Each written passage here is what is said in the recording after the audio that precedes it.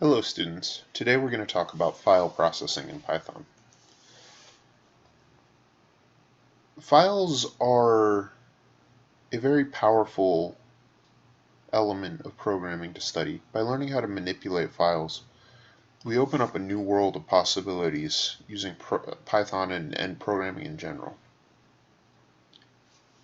Information is stored in two different types of files that we'll be looking at independently. Uh, for the purpose of this module, we'll mostly be looking at text files, but the other kind is a binary file. A binary file represents a program executable, an image, a video, or any other complex file type. A text file represents any file that can be edited with a text editor, or which only contains character information. This includes web pages, Python programs, and INI files. It's worth noting that some things that you might think are text files, such as Word documents, are not. In fact, a Word document is a binary file because it contains non-textual information, such as font size, font color, things like that. And so if you open up a Word document in a text editor, you will actually be able to recover the text of the document, but it'll be garbled and there'll be a lot of extra stuff in there that doesn't make sense. And this is because most of the contents of, or much of the contents of that file is binary. Now again, we'll be working with text files in Python. In Python, when you want to work with a file, you must do what's called opening a file input stream, and when you're done, you must close the file input stream. Now, for our purposes, we can think of this simply as opening a file and closing a file. And we use these, or we can do this by using methods named open and close specifically. Now, the method for opening a file is simply open, and then it takes a file name and a second argument for the reading privileges of the file, or how are we opening the file? What are we going to use it for? We would then set this equal to some file variable so we could reference the result of opening the file name, and when we were done we could then say file variable.close to close the file when we're finished with it and release it for other programs to edit. Now, file names are similar to the images we used in section 3. They are strings that contain the path to the file. The path can be local, which starts in the directory your program is in, or absolute, starting with the root or drive letter on your computer. So if you're on a Windows machine, for example, this will start with most commonly the C drive and then a path to the file.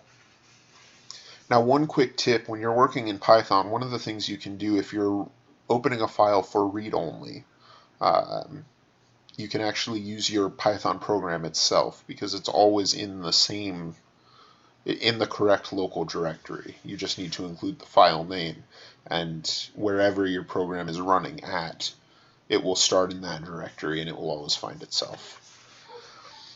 Now again, the open function has two arguments in it, and the first is the file name, and the second argument is actually opening privileges. So we can either pass in a single letter R, lowercase, for read only, or W for write.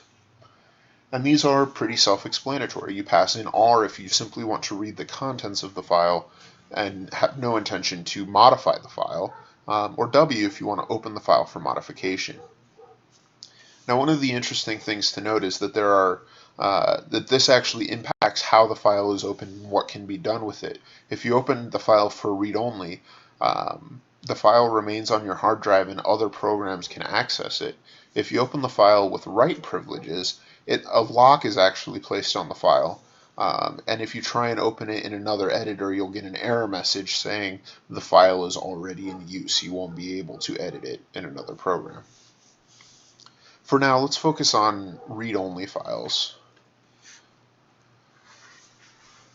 So again, to open a file, you simply use the open function. And you set this equal to a variable. So in this case, I'm creating a variable called fileref, and I'm setting that equal to the open function and passing in the path to a file. In this case, qbdata is a file that's in the same directory as the Python program I'm writing. And I'm opening it with read-only privileges, so it's read-only.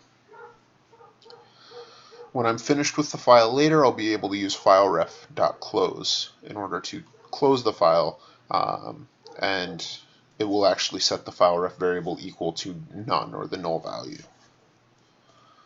Once a file is open, the simplest way to iterate through a file is with the following syntax, and that's to use the readlines function. So in this case, what readlines does is I'm creating a new variable, myFile, and then readlines actually reads the contents of the text file and stores it as a list of lines in the text file. So each line of text is stored as a single entry or a single element in the list. And I can then use a for loop to iterate through it because a list is an iterable type.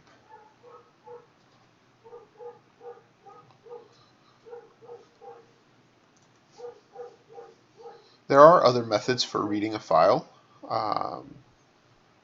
as well as for writing to a file. If a file has been opened with write privileges, you can actually use filevar.write, which will add a string to the end of the file.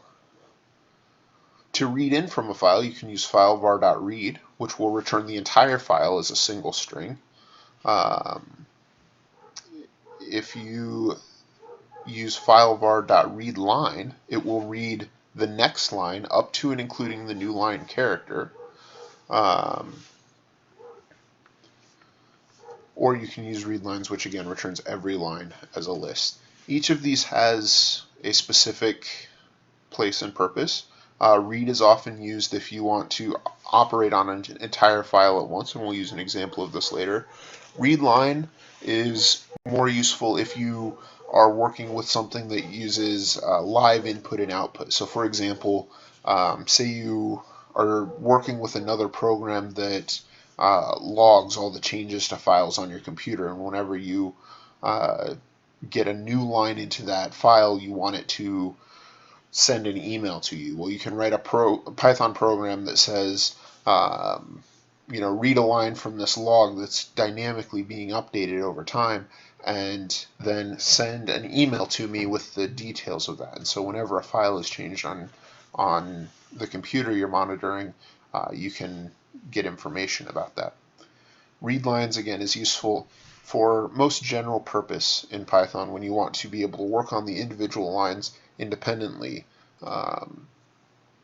and is useful for things like capitalizing the beginning of every sentence in a case where that hasn't been done, or otherwise breaking down the text. Now, if we open a file with the W as the second argument, the file is opened in write mode. It's worth noting that if the file doesn't exist, it is created in this case, and so in this way we can actually create new files on the hard drive. We can then use the write function to append a string into the file. Strings are concatenated as they're given to the function, which means that that your program is responsible for all formatting, including new lines. If you want your file to not simply create a single long one-line file, you'll have to insert those new lines where they're appropriate, as paragraph breaks or for whatever purpose you need them for. Now, for a quick example of how this works, you can try this program. In this case, we're simply defining a main function, and we are asking for a file name on the command prompt. We store that in the variable file name, and then we actually create the file and say open with under read only. Now what this does is we create a reference to that file, and then we can use a for loop to iterate through each line in the file and print out that line in all uppercase characters by using the upper function. Now, since Python programs are text files, you can actually test this program by entering the name of whatever you save this file as the file name, and it will print out this exact file in all uppercase characters.